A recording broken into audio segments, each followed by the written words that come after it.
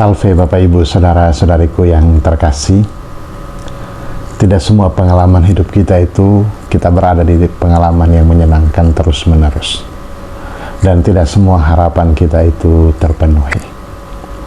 Kadangkala kita menyerah. Kadangkala kita putus asa. Namun kita percaya bahwa pengalaman-pengalaman sulit ini kemudian menguji iman kita untuk tetap bertahan atau terus melangkah meski banyak kesulitan yang kita alami. Iman memampukan kita untuk tidak lari dari tanggung jawab, berdiri tegak menghadapi semuanya. Dan sabda Tuhan di hari Minggu Advent yang keempat ini memberikan kepada kita 3 tokoh yang menghantar kita semua bahwa di dalam Dia kita kemudian dikuatkan, yakni Raja Ahaz, Santo Yusuf, dan Bunda Maria. Bapak Ibu Saudara-saudariku yang terkasih, hari ini Minggu Advent keempat dan Natal sudah dekat. Maka kita belajar dari 3 tokoh ini bagaimana mempersiapkan diri kita supaya Kristus yang datang, Kristus yang lahir itu sungguh-sungguh mendapati kita dalam keadaan yang siap sedia. Raja Ahaz berjumpa atau mengalami pengalaman yang tidak gampang. Dia tidak mempunyai keturunan atau pewaris, putra mahkota dari keturunannya untuk melanjutkan kerajaan. Maka ketika Nabi Yesaya meminta kepadanya, mintalah kepada Tuhan pertanda bagimu. Tetapi Raja Ahaz mengatakan bahwa saya tidak mau meminta apapun. Saya tidak mau mencobai Tuhan Allahku. Penyerahan diri yang total, berserah kepada Allah, menjadi ungkapan iman bahwa dia percaya dan dia mensyukuri semua yang Tuhan berikan adalah baik adanya. Maka kemudian nubuatan Yesaya menegaskan bahwa ada pertanda dari Allah yang agung, yakni seorang perempuan dari keturunan Israel akan melahirkan seorang anak laki-laki dan kemudian diberi nama Immanuel. Dan nubuatan itu kemudian nyata dalam perjumpaan Maria dan juga malaikat dalam kisah Injil. Kita dengarkan tentang kisah kelahiran Tuhan. Maka Immanuel yang dijanjikan oleh nubuatan Yesaya kemudian menjadi nyata. Maka dari Raja Ahaz sana kita belajar tentang berserah kepada Allah. Allah akan memberikan pertanda kepada kita. Kita tidak perlu minta ini dan itu. Allah tahu apa yang kemudian memberikan yang terbaik bagi kita. Dan yang kedua, Santo Yusuf. Bapak Ibu Saudara-saudari kita semua pasti familiar dan tahu tentang siapa itu Santo Yusuf. Tetapi dalam kisah Injil ini kemudian kita belajar bahwa Santo Yusuf adalah orang yang tulus hati dan bertanggung jawab. Ketulusannya itu terungkap dengan tidak menceraikan Maria. Tidak mau membiarkan Maria dirajam. Karena hukuman bagi seorang yang hamil di luar pernikahan adalah rajam atau dilempari dengan batu sampai mati. Dia bermaksud untuk menceraikan secara diam-diam.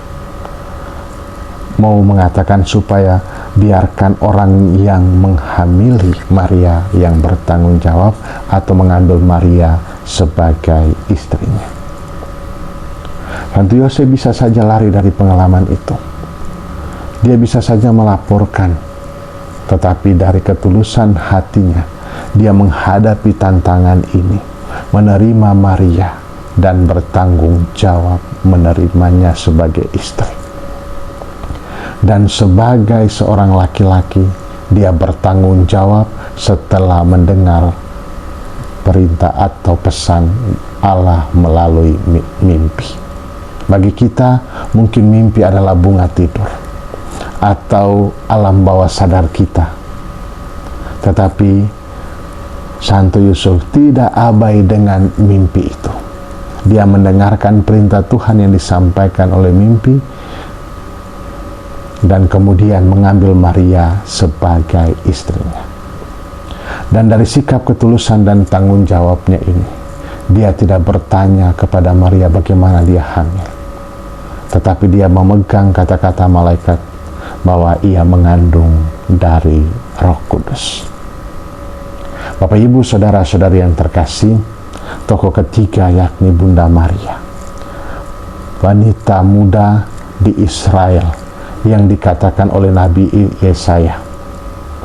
Ia adalah gadis sederhana yang menjawab ya atas undangan Tuhan, mengandung seorang anak laki-laki yang kemudian diberi nama Immanuel, Allah menyertai kita.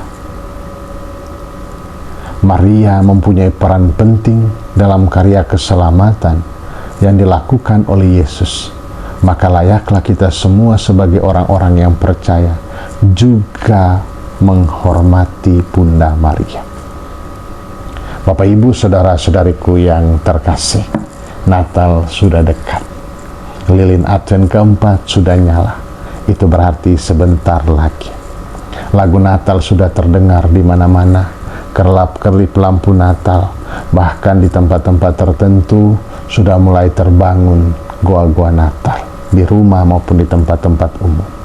Mungkin kue Natal hamper sudah dibagikan satu sama lain.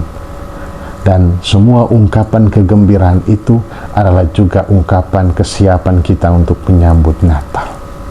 Maka dalam perayaan Ekaristi ini, di Advent keempat ini, saya mengajak kita semua untuk belajar dari tiga tokoh ini. Kita belajar berserah diri meski pengalaman sulit kita hadapi, seperti Raja Ahaz. Kita belajar sebagai pribadi yang tulus dan bertanggung jawab supaya menerima Kristus dalam hati dan hidup kita dan menjadikan kita pribadi yang baru seperti Santo Yusuf. Dan berserah diri menerima undangan Tuhan, ikut ambil bagian dalam karya keselamatan yang Tuhan percayakan kepada kita seperti Bunda Maria. Maka Bapak, Ibu, saudara-saudari yang terkasih, mari kita siapkan hati kita. Kita buka pintu hati kita, supaya saatnya nanti Tuhan lahir dalam hati dan hidup kita, membaharui kita, memancarkan kasih, memancarkan damai, memancarkan ketulusan, memancarkan pengharapan bagi banyak orang. Selamat hari Minggu, Tuhan Yesus memberkati. Bapa dan Putra dan Roh Kudus.